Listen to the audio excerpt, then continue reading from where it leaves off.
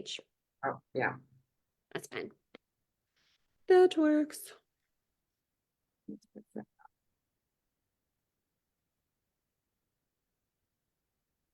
Oh, streaming live as I'm like flipping my hair all around. Hi, everybody. Welcome to our Tuesday topic. We are live on Facebook again. Until I will say that if anybody is interested in these topics, a fellow practitioner did send me instructions on how to get it back into our private community. So if y'all are interested, message us. We will allow y'all to come to our private community where all the fun and play happens in there. But with that being said, today we are going to, this is actually a topic that has been coming up quite regularly. And I was telling Trisha that this would be perfect for us to kind of touch on briefly, but a topic that has been coming up regularly of inquiries from clients that have asked, is there a connection with belly fat and sleep, specifically for menopausal women? And I was like, duh, yes. It's a no-brainer, but at the same time, I thought it would be a good topic, to kind of, touch over briefly. So with that being said, we're going to kind of cover that. So belly fat and menopause, one of the primary sources would be obviously the hormonal changes, as we enter into menopause. And we have discussed this before, menopause or perimenopause. Perimenopause is essentially leading up to, during, basically leading up to menopause. We can still be cycling and be perimenopause.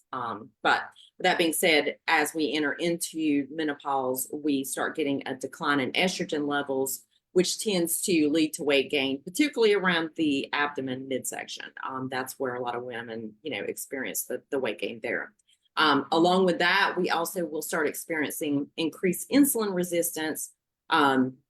Menopause can generally affect how our bodies process insulin, which in turn is going to lead to higher fat storage. And then also the big one, stress and cortisol. Higher stress levels can increase cortisol, which will contribute to belly fat. And a fun fact, Trish and I have mentioned this before on some of our lives.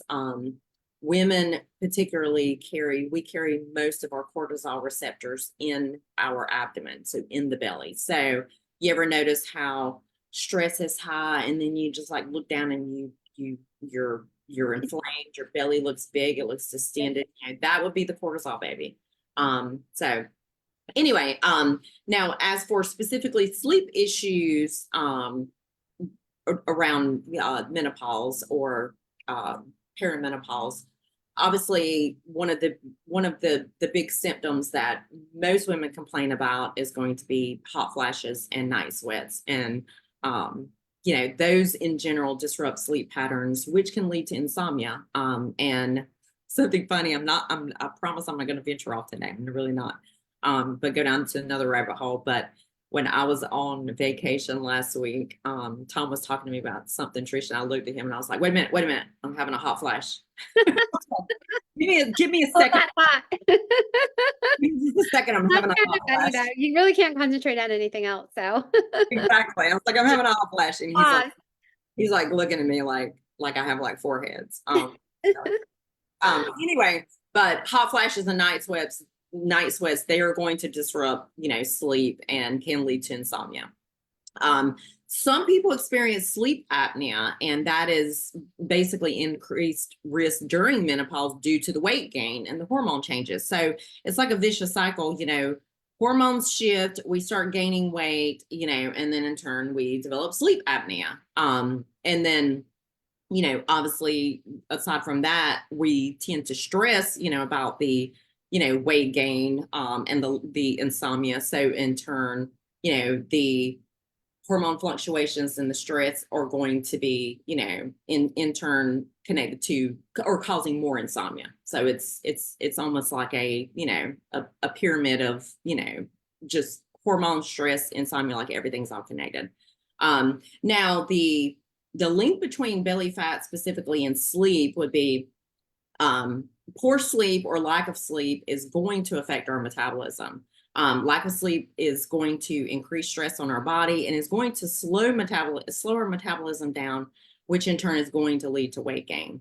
Now, lack of sleep in general is going to increase our hunger and our appetite. Sleep deprivation or lack of sleep can increase our ghrelin hormone, which is the hunger hormone, and decrease leptin, which is a satiety hormone, leading to overeating. And I do want to say that when we don't get adequate sleep, like the sleep is essentially like how our body recovers. It's like kind of like recharging our batteries.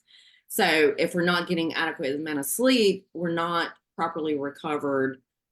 Stress is still high on our body, but that in turn, like it's very normal to find that after you've had a couple of nights of really, really crappy sleep, you tend to crave very hypercaloric foods or energy dense foods, which usually is not broccoli. Like we usually will start craving things like sugar and cookies and like higher calorie nutritional foods to be able to gain that quick energy. So again, it's a bit of a vicious cycle. And the link between the belly fat and sleep, the last one would be stress and cortisol. Poor sleep increases the insomnia is going to increase stress levels, which in turn is going to cause cortisol to be even higher. And then in turn, we develop more accumulation of belly fat. And now with that being said, Tricia is going to touch on the strategies that we can implement to improve sleep and reduce belly fat. Yes, because I'm like that. I'm like, oh, that all sounds so depressing, but we definitely have some strategies for you. It's not as bad as it seems, and there's pretty really simple, basic lifestyle habits and stuff that you can do, nutritional strategies. So I will lead with those. Okay, so the first one is sounds very simple, but I think a lot of us struggle with this is to maintain a regular sleep and wake schedule.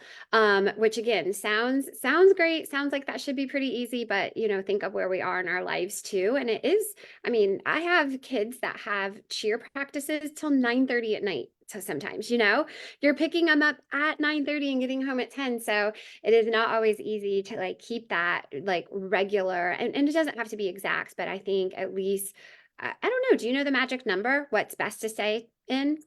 It's within an hour. Okay.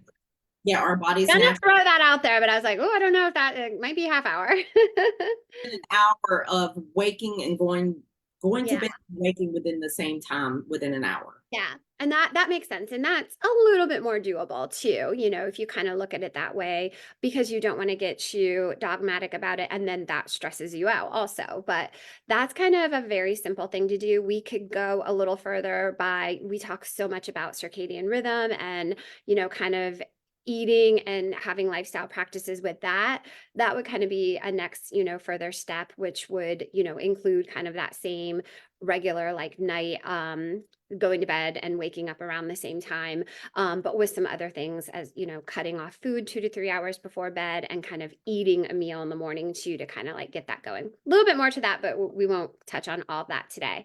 So with sleep, still on that topic, creating a restful environment. So, a cool, dark, quiet room seems to be best, limiting screens. Maybe even you need to cut water off a little bit early so that you're not like constantly waking up and using the bathroom and stuff. Because that's one thing that you could be starting to wake up. And if you have a full bladder, that'll definitely kind of get you up and out of bed.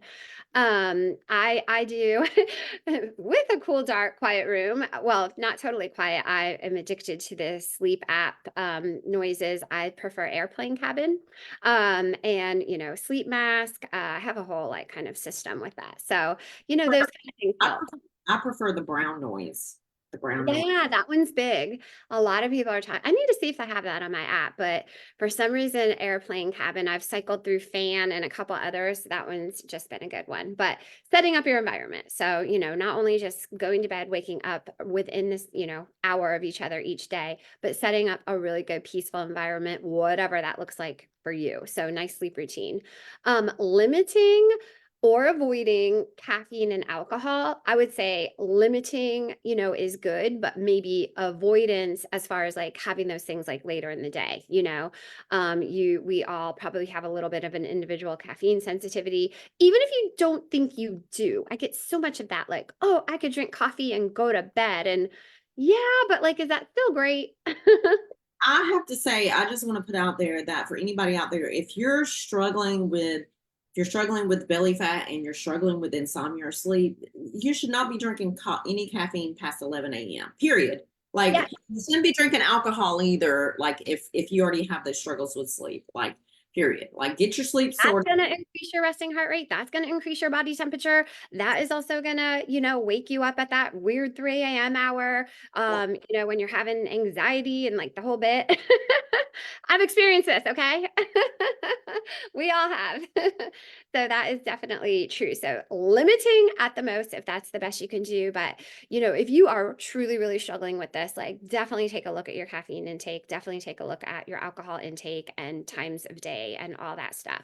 Managing stress. So that one, practicing any kind of relaxation techniques, meditation, deep breathing, yoga, walks, connecting, whatever you kind of need to do to kind of like relax and de-stress, because as April mentioned, there is a definite, stress increases cortisol, increases the, body just wanting to release glucose that it's not really using. And then we're going to store that usually as belly fat. So healthy, balanced diet. This comes up in like really everything we talk about. So, focusing on that balanced diet with good protein, fiber, whole foods, fruits and vegetables, really good, healthy animal fats,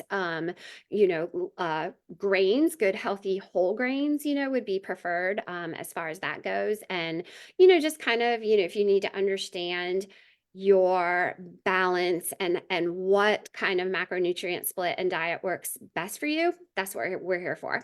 So reach out. We can definitely help you with that. Everyone's a little bit different. And I find too, as we're aging and getting more into perimenopausal, that can change from what you thought, in your earlier years. Like a lot of ladies are finding that maybe they do better on a lower grain, good starchy carb, higher fat plan, sometimes, not everybody, but that can happen. So it can kind of change around a little bit. Regular exercise. So, obviously strength training, we really, really, really hone in on there. If you're maintaining muscle mass, building muscle, obviously your body's going to be a lot more insulin sensitive. So you can stave off a little bit of that insulin resistant issues that you might have in perimenopause. Regular exercise does help you sleep, if you have a good exercise plan, especially, kind of going along with the circadian rhythm, getting out in the light, morning light especially can be helpful. Um, Aerobic exercise, like things like walking, biking. You don't have to go crazy here, but just moving, getting the heart rate up a little bit. Those definitely can help sleep and also help you maintain your weight, which is important. Also, I just want to add in just in regards to the resistance training, the weight training, and a lot of women are misconstrued and think, weight training is like these big beefy bodybuilders. It's not. It's like resistance training that's for you. It could be body weight, it could be some 5 pound dumbbells, like anything. But I do want to say I saw in a Facebook group the other day and I cringed every single time I see this comment because someone is like, they're like, oh, I want to incorporate such and such, blah, blah. And then someone will chime in, they'll be like, well, muscle weighs more than fat. And I'm like, oh my God. It's Uh, the same. I'm like, a pound of feathers is the same as a pound of oil. Like it's the same. It just takes up less space, but a pound Yes. is a pound. A pound is a pound is a pound. It weighs exactly the same. However, muscle is more dense than fat and it takes up less space. But more importantly, muscle burns more calories than fat does. So Mhm. the more muscle mass that we have, the more calories our body needs to sustain itself, and the easier it is to burn fat, and like what Trish said, we actually become insulin sensitive, which is what we want, and not insulin resistant. Yeah. Um, anyway, every time I see that comment there, they're like, well, but muscle weighs more than fat, so just be prepared. And I'm like, I just cringe. I keep Yeah, my mouth shut because I'm not an internet troll, but I they're have. cringy. Yes, you're just like, ah. And also like our bones, our bone health is important. So, you know, we need to put the stress on the bone to keep the bone healthy. And, you know, we don't want to be breaking a hip. And gosh, was it you that told me that statistic? Like, if somebody breaks a hip within so much time, there's like the higher risk of mortality. There's Yeah. like, it's like pretty, you know, awful statistic. Yes, and I will say that, specifically with the bone health and menopause, which again, I'm kind of straying off the road a little bit, but specifically with menopause and bone health, as we age or as we get deeper into menopause, estrogen decreases, which plays a major role in the osteoporosis. Like just major role in the bone density. You ever notice how as we get older, that's when our doctor starts recommending bone scans and like that is specifically why, so that is another reason to, encourage some type of resistance training, and even just 2 days a week, even just 2 days, can be Don't have to go crazy. Nope. Yeah. major. Don't get too in the weeds with it. Just like lift heavy things and put them back down. You know, I like when you hear people say that. Total like side note, I'm almost done here, but I have to send you the funniest meme, April. I'll probably put it in our group. It's like these ladies doing like this weird class where they're all hooked up to bungees or something and they're like jumping around and the little caption is like 40-year-old white women will do anything a regular workout. Just talking about like the craziness and like the workouts and stuff. It was just kind of funny. Okay, the last thing you can do if you need, we always are, in we like to support lifestyle habits or nutritional habits to help things, but sometimes some natural supplementation can be helpful to improve sleep. So, melatonin can be great. It works for some people, doesn't work for everybody. Magnesium can be a great thing to add. I know April and I are both really into the magnesium glycinate lately. I do feel like that has helped bathroom stuff in the morning too a little bit. So you get a little bonus there. But if you're not doing any of that, that stuff is usually safe for everybody to try. There's some other products like L-theanine or theanine. I never know how to say it, but it's one of those. I call it. Alert root, lemon balm, any combination of those products, and you can find all of them. And there's this Sleep 3 that I get at Costco, shocker. And it has, I think, literally all of those in it. It works really good for me. It has melatonin in it too. But I've also noticed with some, more of those natural sleep products, like not everything works all the time sometimes. So sometimes, and we just talked about this too. April went on her vacation, took no supplements, zero supplements.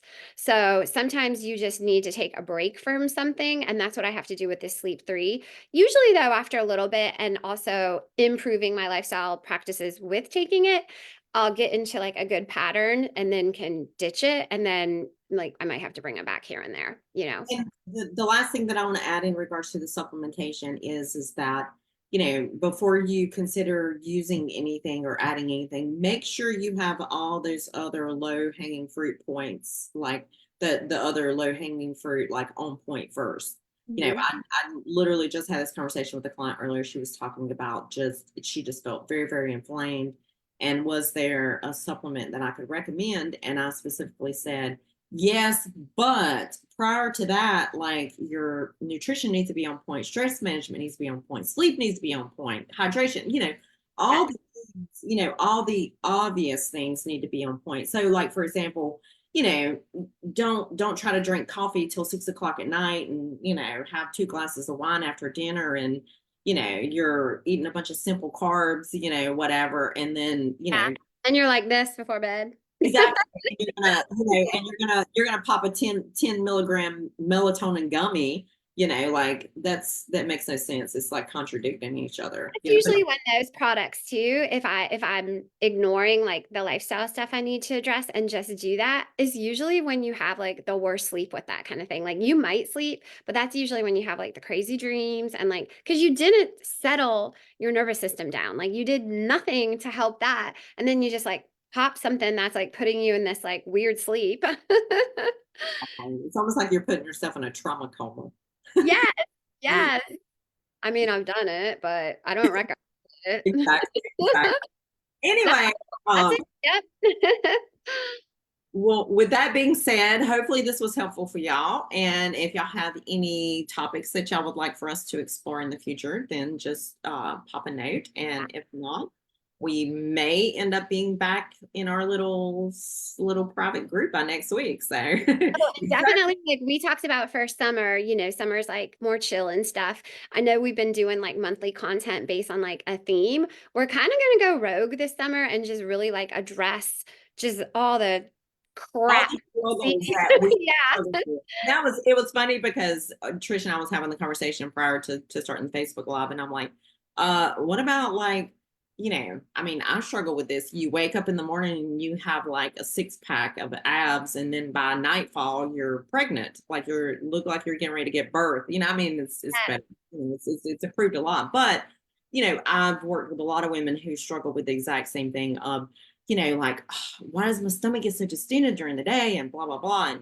And just, like little simple things that a lot of people don't realize, like as we age, we naturally decrease in stomach acid, and it just, causes a domino effect to so many other issues and blah, blah, blah. Anyway, but with that Let us being know your pain points because we have them too, and we will definitely address those and spend this summer really just digging into all that Hey, crap. I have to say, I just came back from the Florida Keys. The last time, well, it was our 20th anniversary. We honeymooned there 20 years ago. And then for our 10-year anniversary, we went back, and then we went back for our 20th. The last time we were there for our 10-year anniversary, I did not poop for 9 freaking days. 9 days, y'all. 9 days. Awful. Oh my God, you poor thing. I ended up like finally going and getting like some stool softeners. I think I took like 10 of them. I don't know. I was like desperate. Like, I'll take anything. And nothing happened for like another 2 or 3 more days. And it was not until we were on our way home. If any of y'all have ever been to the Keys, there is that giant tourist trap. It's like this gift shop that's got a giant lobster out front. And we passed by there, and I was like, oh God, dude, like I can't stop there because like I'm so embarrassed. But I ended up stopping. We stopped there to get some gifts. What do you call them? Souvenirs. Yes, gifts, souvenirs. Anyway, we had stopped there. This was 10 years ago. Stopped there to get some souvenirs. And after 9 days, it finally kicked in, and they had a bathroom that was like outdoor, where it had like 4 walls, but it didn't have a roof. And I was stuck in there, y'all. Imagine like releasing 9 days worth of poop. Number one, that was a long time. Like, that was a long visit. And talk about whenever I finally got done opening the door, there was a long line of people, Oh no, and you just blew the thing up. and I Oh, had to do the walk of shame. I had to do the walk of shame and walk oh out. my gosh. I told Tom, I'm like, we're never coming here again, ever. Because Definitely talk about that. like they probably had my face on a flyer if you see this lady, like, anyway. But I do want to celebrate that I pooped every day this time. Yay. Little things. It's the little things that matters. Anyway, I hope everybody has a great week, and we will see y'all next week. Bye.